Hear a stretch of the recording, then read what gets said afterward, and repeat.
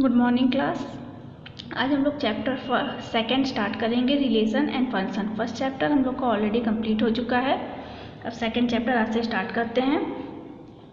Second chapter, जैसे first chapter में हम लोगों ने कुछ ऑपरेशन सेट के ऊपर पढ़े थे, समुच्चय के ऊपर कुछ सेट यूनियन इंटरसेक्शन पढ़ा था, जिसमें दो सेट को कंबाइन किया था या उन दोनों का कॉमन निकाला था। अब जो तीसरा ऑपरेशन करेंगे वो प्रोडक्ट करेंगे। दो सेट का प्रोडक्ट कैसे कर सकते हैं, जैसे A cross B. A cross B means product of two set. अगर दो सेट दिया हुआ ए बी, मान लीजिए एग्जाम्पल से समझने की कोशिश करें, ए क्रॉस बी, इसे मल्टीप्लाई नहीं पढ़ेंगे क्योंकि मल्टीप्लिकेशन तो नंबर में होते हैं। यहाँ हम लोग सेट की बात कर रहे हैं, तो सेट के जो प्रोडक्ट होते हैं उनको हम लोग कार्टेशियन प्रोडक्ट कहते हैं, मतलब कार्तीय गुणन कहते हैं उसे। ये नॉर्मल प्रोडक्ट तो होता नहीं है क्योंकि सेट कोई एक नंबर तो है नहीं कि नॉर्मल प्रोडक्ट हो, इसलिए जब सेट पे प्रोडक्ट करेंगे तो उस प्रोडक्ट को हम लोग कार्तीय गुणन कहेंगे। और उसे रिप्रेजेंट कैसे करेंगे, ए cross B, A multiply B नहीं, ए क्रॉस बी। अब देखते हैं एग्जाम्पल से इसको करते कैसे हैं। यहाँ देख लें, इससे सेट ये है 1 2 3 एलिमेंट्स हैं, दूसरे में 4 5 6, ओके, ये एलिमेंट है। अब ये देखिए कार्टेशियन प्रोडक्ट मतलब दो सेट का प्रोडक्ट लिखने के लिए क्या करेंगे, इसका पेयर सभी फर्स्ट वाले एलिमेंट, यहाँ पे फर्स्ट का कार्टेशियन प्रोडक्ट करना है सेकंड से, ठीक। तो फर्स्ट का पेयर बना देंगे सेकंड वाले सेट के हर एक एलिमेंट से, फर्स्ट का हर एक एलिमेंट से, मतलब 1 का 4 के साथ पेयर, 1 का 5 के साथ, 1 के 6 के पास। मतलब लिखें कैसे, राउंड ब्रैकेट में 1, 4, 1, 5, 1, 6, इतने ही पेयर बनेंगे ना फर्स्ट एलिमेंट के। इसके फर्स्ट एलिमेंट 1 के दूसरे वाले सेट के पूरे एलिमेंट के साथ पेयर बना देंगे। इसी तरीके से अब जो सेकंड एलिमेंट 2 है, इसका सभी के साथ पेयर बना दें। क्या बनेगा, 2 का 4 के साथ, 2 का 5 के साथ, 2 का 6 के साथ। सिमिलरली थर्ड का पेयर बनाएं सभी एलिमेंट के, उसके 4 के साथ, 3 का 5 के साथ, 3 का 6 के साथ। ये जो राउंड ब्रैकेट हम लोग निकाल रहे हैं, ये राउंड ब्रैकेट क्यों लिख रहे हैं, अगर हम लोग ऐसे लिख दें 1, 4, ये क्या हो जाएगा, ये कर्ली ब्रैकेट मैंने इससे पहले वाली क्लास में बताया था, क्लास में नहीं, इससे पहले वाले चैप्टर में, कि अगर सेट कॉमा करके दो एलिमेंट और कर्ली ब्रैकेट में लिखते हैं, अगर इस वाले कर्ली ब्रैकेट इसे कहते हैं, अगर इसमें लिखते हैं तो वो सेट को रिप्रेजेंट करेगा, सेट को रिप्रेजेंट करने का वे। और यहाँ अगर हम लोग राउंड ब्रैकेट में दो एलिमेंट लिखते हैं कॉमा लगा के, तो ये इसे क्या बोलेंगे, ये पेयरिंग है ना, दो एलिमेंट का पेयर है, लेकिन यहाँ पे इसका फर्स्ट एलिमेंट जो है वो ए से बिलोंग कर रहा है, इसका सेकंड वाला एलिमेंट बी से बिलोंग कर रहा है, ये ध्यान दें। इसलिए इस पेयर को हम लोग ऑर्डर्ड पेयर कहते हैं, ऑर्डर्ड पेयर। ऑर्डर्ड पेयर मतलब कार्तीय गुणन, कार्तीय गुणन, इसे क्या कहेंगे, कार्तीय गुणन कहेंगे। ऑर्डर्ड पेयर, इसको ऑर्डर्ड, ये नॉर्मल पेयरिंग है 1 की 4 के साथ, 1 के 5 के साथ, 1 के 6 के साथ, लेकिन हम लोग यहाँ ऑर्डर्ड पेयर क्यों कह रहे हैं, आप देखें। मान ली बी क्रॉस ए निकालना है हम लोग को, बी क्रॉस ए मतलब बी के सभी एलिमेंट इसके एलिमेंट के साथ पेयर बनाएंगे। तो बी के सारे एलिमेंट पहले 4, ये 4 है, अब इसके सभी एलिमेंट के साथ पेयर बनाओ। 4 का बनाएंगे तो 1 के साथ, फिर 4 का 2 के साथ, 4 का 3 के साथ। इसी तरीके से अगर बनाएं, फिर 5 का बनाएं, 5 का 1 के साथ, 5 का 2 के साथ, 5 का 3 के साथ। अब आगे बढ़े, 6 का बनाते हैं, 6 का 1 के साथ, 6 का 2 के साथ, 6 का 3 के साथ, कर्ली ब्रैकेट। तो ये देखें, यहाँ पे जब हम बी क्रॉस ए लिखेंगे तो फर्स्ट एलिमेंट ये जो राउंड ब्रैकेट में फर्स्ट एलिमेंट जो वो बी का होगा, सेकेंड एलिमेंट जो पेयरिंग का वो ए का होगा। इसीलिए राउंड ब्रैकेट में जो कॉमा करके दो एलिमेंट लिखे हैं, इसे हम लोग कार्तीय गुणन कहेंगे, ऑर्डर्ड पेयर्ड। ऑर्डर्ड मीन्स इसका ऑर्डर बहुत मायने रखता है। अगर कहीं भी दिया हुआ है अगर जैसे यहाँ दिया हुआ है 2, 5, तो यहाँ पे ये ऑर्डर्ड पेयर्ड है। इससे समझ में आएगा कि ये 2 जो है वो ए का है, ए से बिलोंग करेगा, मीन्स फर्स्ट वाला से, और 5 जो बिलोंग करेगा वो सेकेंड वाले क्रॉस के बाद जो सेकेंड है उससे बिलोंग करेगा। समझ में आया? इसी तरीके से देखें, एक जनरल फॉर्म में कार्टेशियन प्रोडक्ट को लिखते कैसे हैं, रिप्रेजेंट कैसे करेंगे। तो एग्जांपल के थ्रू मैंने समझा दिया कि कार्टेशियन प्रोडक्ट क्या होता है। हर एक एलिमेंट ए का हर एक एलिमेंट बी से पेयर बनाना, ऑर्डर्ड पेयर बनाना, इसी को कार्टेशियन प्रोडक्ट कहते हैं। अब देखिए इनकी परिभाषा देख लेते हैं। परिभाषा, इनको जनरल फॉर्म में कैसे रिप्रेजेंट करेंगे। परिभाषा कहता है, अगर दो अरिक्त समुच्चयों P तथा Q का कार्तीय गुणन PQ उन सभी क्रमिक युग्मों के समुच्चय है जिनके प्रथम घटक P से तथा द्वितीय घटक Q से लेकर बनाया जा सकता है। वही चीज़ है जो मैंने कहा है कि अगर P और Q अगर कोई नॉन एम्प्टी सेट है, मतलब इसके अंदर एलिमेंट होने ही होने, यही अरिक्त समुच्चय बोल रहा है। एम्प्टी वाला केसेस हम नीचे दिखाएंगे कि अगर वो एम्प्टी रहेगा, उसके अंदर कोई घटक नहीं होगा तो क्या होगा। P Q, तो P और Q क्या है, सारे ऑर्डर्ड पेयर जो P से Q के एलिमेंट से बन रहे हैं, ध्यान से सुनिए एक बार और, वो सारे ऑर्डर्ड पेयर मतलब कार्तीय गुणन जो P से Q तक बन रहे हैं उनका क्या है, समुच्चय है, मतलब पूरा का पूरा कलेक्शन है, सेट बन रहा है। तो इसीलिए कर्ली ब्रैकेट से रिप्रेजेंट करेंगे। इससे पहले भी मैंने देखो सारे एलिमेंट है, जितने पेयर, इससे ज़्यादा पेयर बन सकते हैं, फर्स्ट एलिमेंट 3 ही पेयर बनाएगा ना, तो इससे ज़्यादा पेयरिंग नहीं बन सकते हैं। ये सब क्या है, वो सारे पेयर जो फर्स्ट एलिमेंट बी से बना रहे हैं उनका कलेक्शन है। और ये क्या है, वो सारे एलिमेंट वो सारे पेयर जो बी के एलिमेंट ए से बना रहे हैं, बी के एलिमेंट ए से बना रहे हैं, इनका क्या है, कलेक्शन है। इसीलिए इसे कर्ली ब्रैकेट से मैंने क्लोज कर दिया। तो बी क्रॉस ए और ए क्रॉस बी क्या है, दो सेट का प्रोडक्ट जो करेंगे, Cartesian product of a set, वो भी एक सेट ही होगा। ठीक, जैसे बी क्रॉस यहाँ पे तो सेट होगा, तो सेट को हम लोग सेट बिल्डर फॉर्म में रिप्रेजेंट कैसे करते हैं, curly bracket ordered pair P और Q such that P belongs to P and Q belongs to Q। ये ऑर्डर्ड पेयर है, फर्स्ट एलिमेंट जो क्रॉस से पहला है उससे बिलोंग करेगा, सेकेंड एलिमेंट जो क्रॉस से बाद में उससे बिलोंग करेगा। ठीक, तो इस तरीके से आपको कार्टेशियन प्रोडक्ट की कॉन्सेप्ट क्लियर हो गया होगा। ये कार्टेशियन प्रोडक्ट का मेन यहाँ पढ़ाने का मैटर ये है कि ये रिलेशन जब डिफाइन करेंगे तो उसमें कार्टेशियन प्रोडक्ट बेसिक आना चाहिए। कार्टेशियन प्रोडक्ट पे ही रिलेशन की डेफिनेशन ही कार्टेशियन प्रोडक्ट पे बेस्ड है। अब इस पे कुछ टिप्पणी देख लेते हैं। टिप्पणी, दो ऑर्डर्ड पेयर की बात करते हैं। कोई दो ऑर्डर्ड पेयर कब सामान्य होंगे, मतलब इक्वल कब होंगे। अगर हम कह रहे हैं कोई ऑर्डर्ड पेयर ए और बी है, इक्वल है एक्स और वाई के, ये दोनों इक्वल कब होंगे, कोई ऑर्डर्ड पेयर, जैसे सेट बोला था मैंने, सेट इक्वल कब होंगे। इसी से एग्जांपल देखते हैं। जैसे दो सेट मैंने बोला, ए बी दो एलिमेंट है, कर्ली ब्रैकेट से सेट रिप्रेजेंट किया जाता है, और दूसरा सेट है जिसमें बी ए एलिमेंट है। ये दोनों इक्वल कब होंगे, दो सेट, जब उसके सभी एलिमेंट दूसरे के सभी एलिमेंट के बराबर हों। ए बी है, ए बी है, तो ये दोनों इक्वल हुए ये सेट। इसी तरीके से ऑर्डर्ड पेयर तभी इक्वल होंगे। ऑर्डर्ड पेयर ही नाम बता रहा है कि इनका ऑर्डर मैटर रखता है।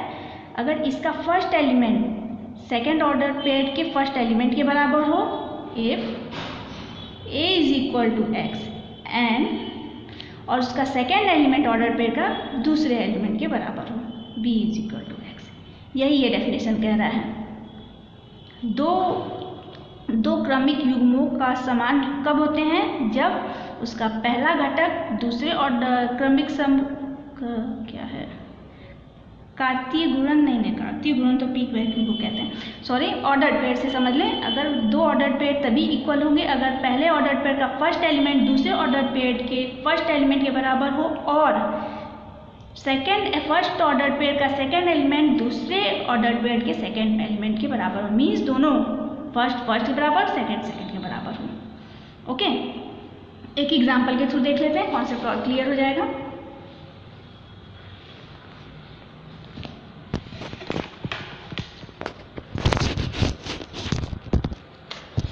एग्जाम्पल देखते हैं।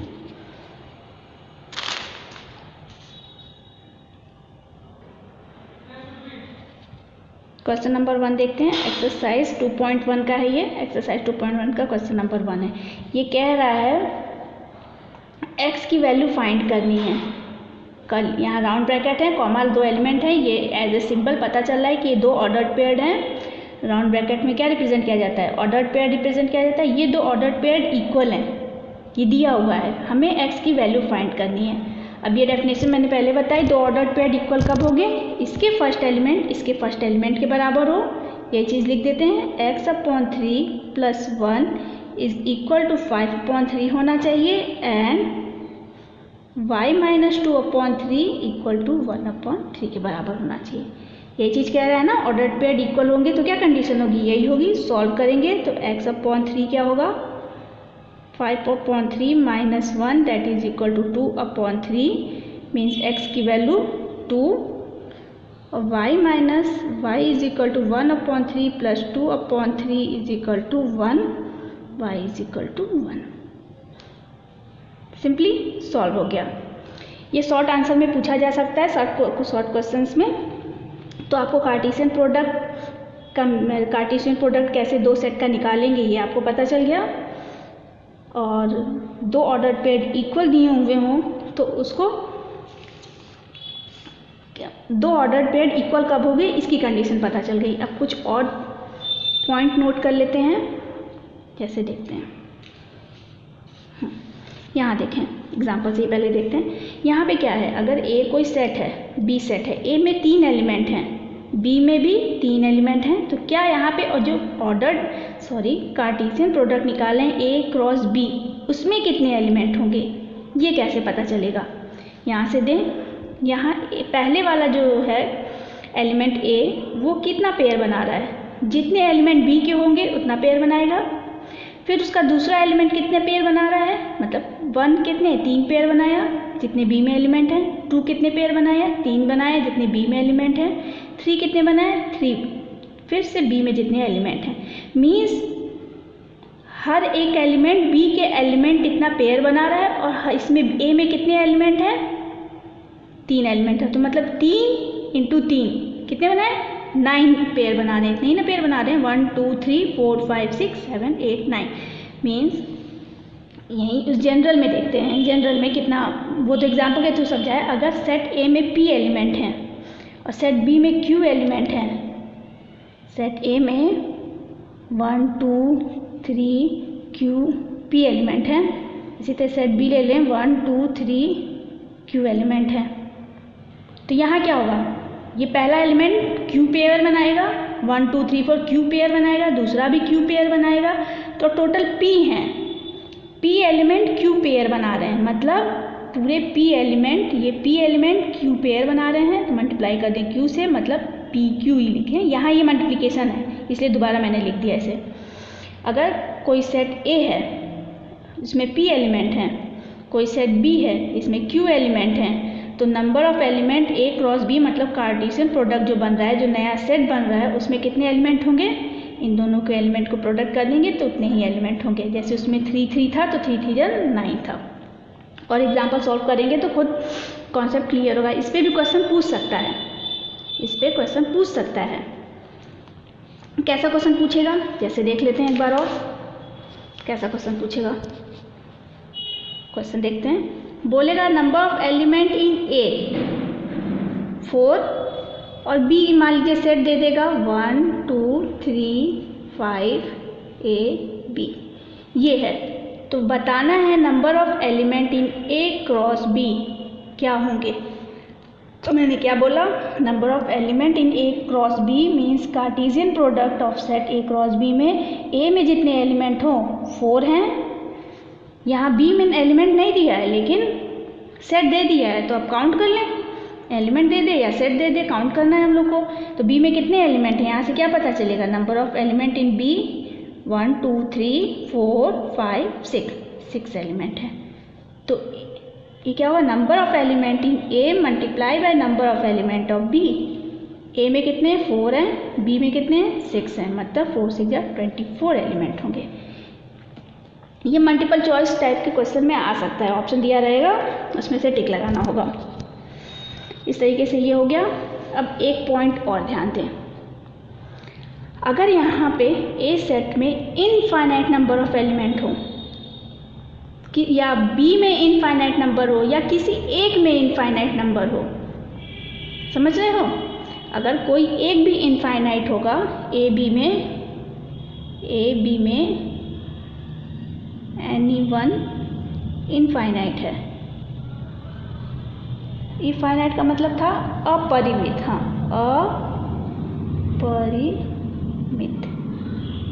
अपरिमित।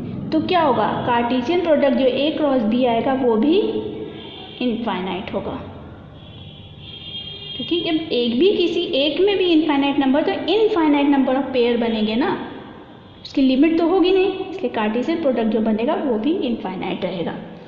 और एक पॉइंट और, अब तो ये इनफाइनाइट का बता दिया, एक पॉइंट और नोट कर लें।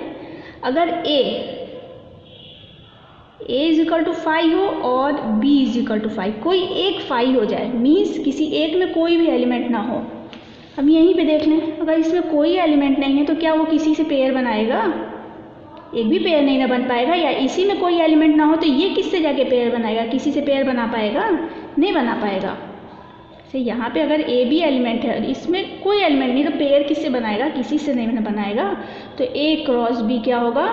5 होगा। अगर कोई एक भी 5 हो जाएगा तो ये 5 हो जाएगा। कार्टेशियन प्रोडक्ट में इससे ज़्यादा कुछ है नहीं। एक्सरसाइज इसके बाद दी हुई है 2.1, वो आप लोग सॉल्व करेंगे। कुछ उसके दो कार्टेशियन प्रोडक्ट में दो तरीके से क्वेश्चन दिए हुए हैं। एक वही पहला वाला कि ऑर्डर्ड पेयर सेम दिए हुए हैं, एच टाइप के ऑर्डर्ड पेयर सेम है, वैल्यू ऑफ एक्स पूछेगा। दूसरा दो सेट दिए रहेंगे इस तरीके से, उसके दो सेट के क्या करने होंगे आपको? कार्टेशियन प्रोडक्ट निकालेंगे। इससे ज़्यादा क्वेश्चन नहीं पूछ रहा है, ठीक। और एक पॉइंट और ध्यान दे दें, बस एज ए नोट दिया हुआ है। अगर ए क्रॉस ए, अभी तक 2 क्रॉस का कार्टेशियन प्रोडक्ट निकाले हैं ना, 2। अगर 3 दिया होगा, देखा ऐसे देख लेते हैं, ए क्रॉस बी क्रॉस सी, 3 सेट का कार्टेशियन प्रोडक्ट निकालना है तो उसे कैसे डिफाइन करेंगे? कुछ चेंजेस नहीं, बस ये ऑर्डर्ड पेयर जो बनाएंगे वो 3 का बनाएंगे, A B C, such that ए किस में हो? 2 डॉट, ए में हो, बी में हो और सी में हो। बस इसी तरह जितना भी सेट आगे बढ़ते जाएंगे क्रॉस करके, बस ये ऑर्डर्ड पेयर में कॉमा करके वो एलिमेंट बढ़ा देंगे। ये एज ए नोट याद रखेंगे। ये ट्रिपलेट में है, मेनली हम लोग को पढ़ना 2 ही तक का है, सेट का है। कुछ क्वेश्चन हम करने को देंगे, आप लोग सॉल्व करेंगे। अगर नहीं समझ में आता है तो हमें बताएंगे। इससे ज़्यादा और इसमें तो है नहीं। अब इसके बाद हम रिलेशन के बारे में पढ़ेंगे। रिलेशन मेन है इसमें इम्पोर्टेंट, रिलेशन के बारे में पढ़ते हैं। नेक्स्ट वीडियो में रिलेशन के बारे में अपलोड करते हैं, या ये कार्टेशियन प्रोडक्ट एक वीडियो में यहीं रोक दे रहे हैं। नेक्स्ट वीडियो में हम रिलेशन को कंटिन्यू करते हैं।